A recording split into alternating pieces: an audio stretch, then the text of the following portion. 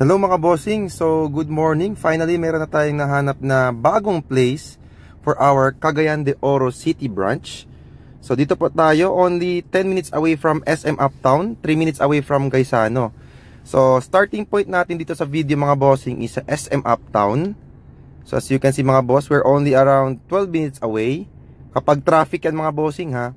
So kapag hindi traffic, around ano lang yan, 8 minutes away from our future shop. So yan, fast forward natin yung video. Yan, ang daming mga establishments na dito mga bossing sa Uptown.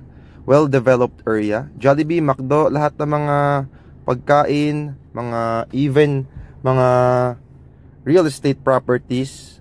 Yan, tapos Gaisano City, Uptown. So from Gaisano mga bossing, we're only 3 minutes away. Sobrang lapit lang po. Tapos 4 lanes, walang ka-traffic masyado.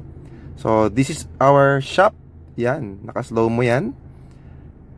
So, dyan po, kukuha po tayo ng 4 rollers muna so far para makapwesto na tayo as soon as possible. So, yan po yung magiging concept natin. So, see you very soon mga bossing. Thank you!